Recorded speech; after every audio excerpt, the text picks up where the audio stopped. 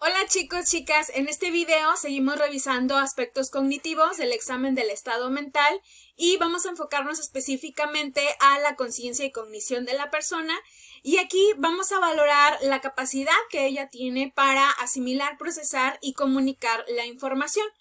Un aspecto importante dentro de este rubro es la atención y concentración, que aquí, bueno, atención sabemos que es la capacidad para enfocarse en una tarea o tema actual y aquí vamos a valorar justamente si la persona es capaz de enfocarse o centrar su atención en la actividad particular que es la entrevista o ciertos temas que se estén presentando o atender a las preguntas específicas que se le estén haciendo dentro del proceso de entrevista. Y dentro de la concentración es justamente mantener esta atención durante un periodo de tiempo, a pesar de que a su alrededor quizás haya otras demandas u otros foquitos que demandan su atención que entran por ahí en competencia con la actividad actual. Por ejemplo, personas que quizás estamos en sesión, que estamos en el momento de entrevista y hay personas que a pesar de estar respondiendo algunas preguntas y demás, están muy pendientes, por ejemplo, de la hora, del tiempo, de su celular o de lo que tienen que hacer más tarde o saliendo de la consulta o están como, no están concentradas totalmente en la actividad de la entrevista, sino que más bien están atendiendo como otros estímulos por ahí, ¿no? Entonces aquí va a ser importante esto, que la persona realmente tenga su atención y concentración en la entrevista, en los temas que se tocan y en las preguntas que se le van a realizar, ¿no? Un medio formal para ver si la persona nos está atendiendo y está concentrada, digo, son dos aspectos que podemos claramente observar en el transcurso o en el proceso mismo de la entrevista y en el discurso de la persona, pero sí una manera formal de hacerlo. Hay evaluadores, por ejemplo, que se valen de algunos formatos, de algunas preguntas con algún mini cuestionario y demás, a manera de que les sirva de apoyo para registrar la respuesta y que no olvide. O si no, podemos de alguna manera memorizar ese tipo de actividades o preguntas que les vamos a hacer, pero por ejemplo sería pedirle a la persona que reste de 7 de 100 hasta llegar a 0. Otra sería pedirle que cuente en orden decreciente de 87 hasta 63 o incluso deletrear en orden normal y después inverso una palabra que para la persona resulte poco familiar. Si se fijan, son actividades o son ejercicios que de alguna manera requieren justamente que la persona esté enfocando su atención en esa tarea y esté totalmente concentrada. Normalmente, por ejemplo, las personas, andamos como en la rutina, en el día a día, ese tipo de actividades obviamente nos requiere un esfuerzo mental y cognitivo de nuestra parte, entonces aquí es donde, y quizás nos cueste como un poquito de dificultad, pero aquí es donde vamos a valorar justamente si se presenta un déficit más allá de la dificultad normal que nos resultaría ejecutar este tipo de actividades.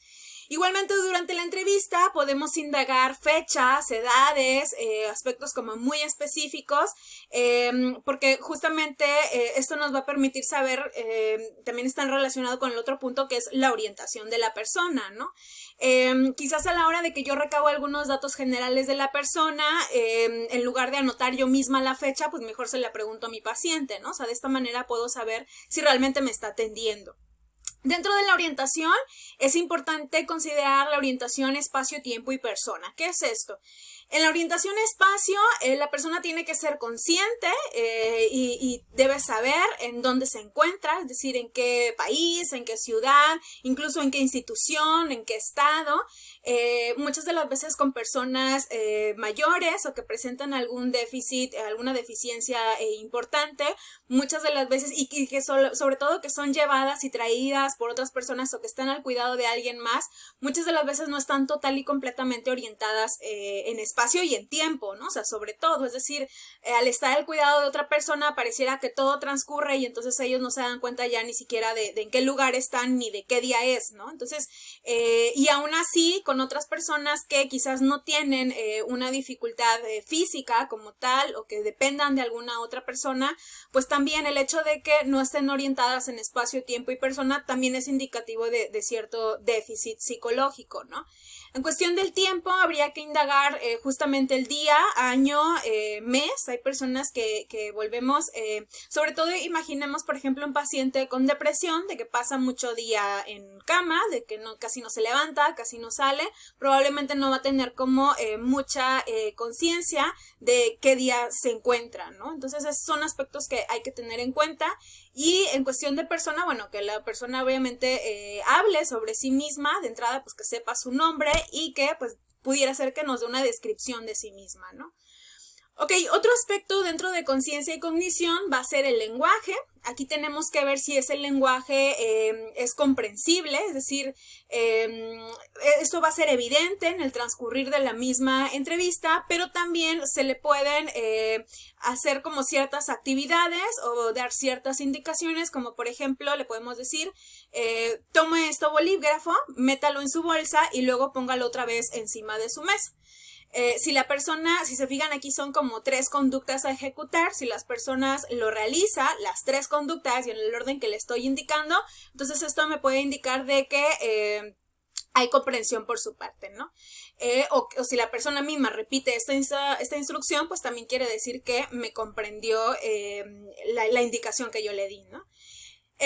Tenemos que valorar también si el lenguaje es fluido. Esto también es evidente a lo largo de la entrevista, si la persona usa un vocabulario normal, la entonación que hace, el acento y demás, y estar pendientes, ¿no? O sea, si no se presenta algún titubeo, si masculla, si tartamudea o si tiene entonaciones poco comunes, ¿no? O sea, son aspectos que hay que estar observando.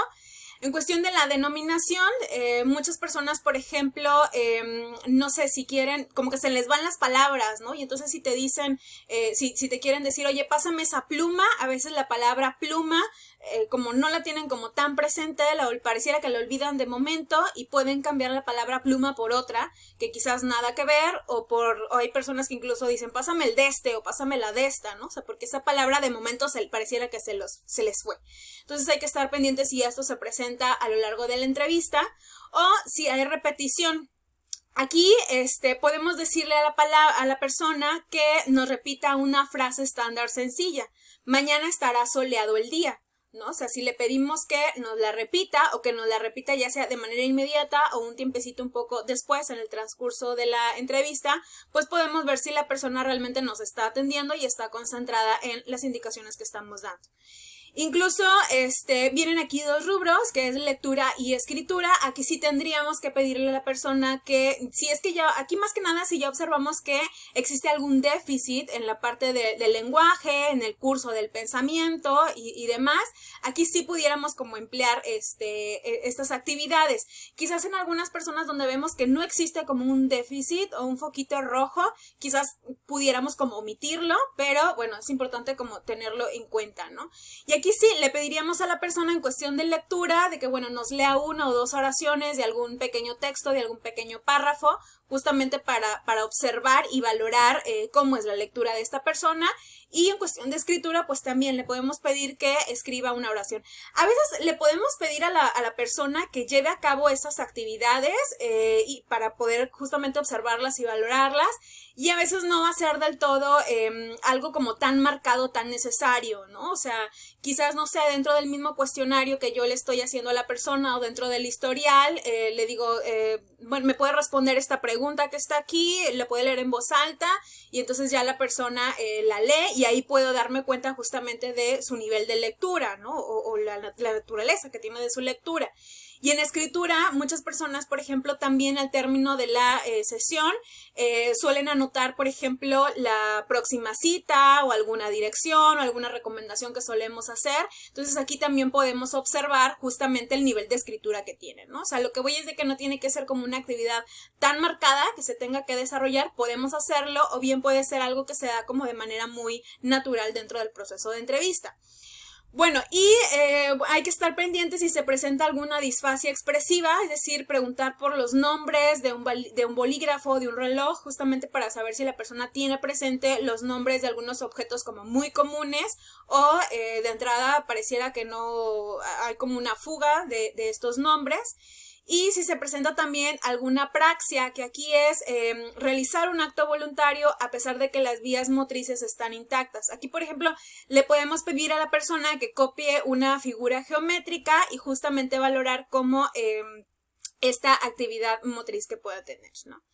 Bueno, dentro de conciencia y cognición también es importante observar o valorar la memoria de esa persona. Como decíamos, nos vamos a dar cuenta en el discurso o en el relato de la persona si es capaz de recordar y relatarnos algo que hizo, por ejemplo, hace unos minutos, poco antes de entrar al consultorio, y estaríamos viendo la memoria inmediata.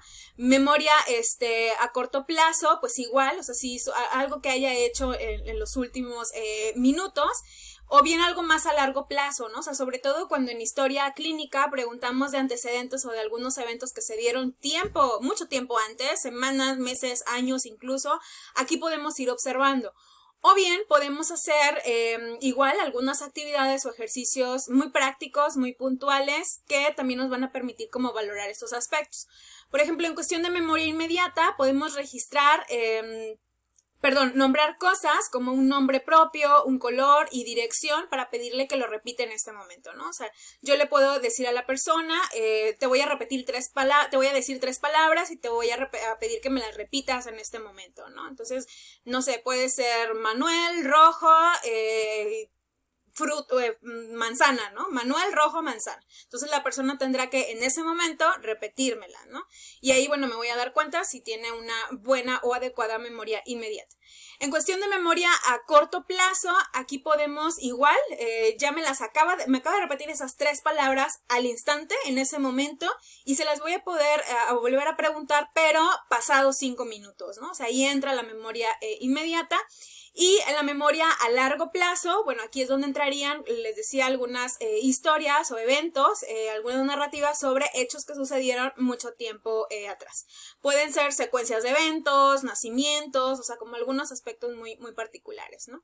Hay que estar pendientes si hay amnesia, es decir, la pérdida temporal de memoria, o fragmentaria, es decir, que solamente recuerda algunos fragmentos de ciertas historias, de ciertos momentos, o si bien en bloque, ¿no? Es decir, si hay una pérdida completa de la memoria de todo ese periodo, ¿no? Por ejemplo, hay personas que dicen, bueno, es que yo todo el periodo de la secundaria no sé ni qué hice, ¿no? O sea, lo pasé en blanco, no me acuerdo de absolutamente nada. Bueno, entonces aquí sería una pérdida de memoria en bloque. O si hay fabulación, es decir, creación inconsciente de recuerdos, ¿no? Es decir, aspectos que no pasaron, pero que la persona los relata como si fueran reales y si realmente hubieran sucedido en su vida. Bueno, es importante también recabar si la persona posee o cuenta con alguna información cultural. Justamente esto nos va a decir la cultura de la persona e incluso cierto como nivel educativo. Pero, por ejemplo, podemos pedirle que nombre los últimos 4 o 5 presidentes de México, o indagar sobre algunos sucesos importantes. Por ejemplo, ahorita, bueno, que tenemos esto del COVID, indagar acerca de qué tanto la persona sabe acerca de esto, ¿no? O sea, qué es lo que esa persona considera o sabe que es el COVID, que las medidas sanitarias para su prevención, para su atención, y algunos otros aspectos que, por ejemplo, ahorita todos y todas solemos tenerlo como muy presentes por la situación justamente que estamos viviendo. El hecho de que una persona no tenga, por ejemplo, esto como tan presente, pues también es indicativo de qué está pasando, ¿no? Si es un aspecto muy relevante ahorita en nuestro país y a nivel de salud pública, ¿qué es lo que hace que esa persona no esté al tanto o al pendiente de estos aspectos, ¿no?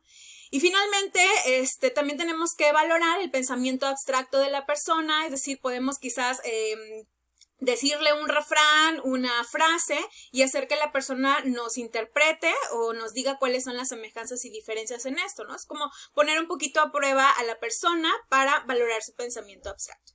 Y bueno, chicos, chicas, hasta aquí este video. En el último video revisaremos los últimos aspectos del examen del estado mental, particularmente de los aspectos cognitivos, y revisaremos también por ahí un ejemplo de cómo valorarlo, cómo hacer una descriptiva una vez que hemos hecho la observación y hemos hecho el examen del estado mental con nuestro paciente o nuestra persona entrevistada. Hasta la próxima.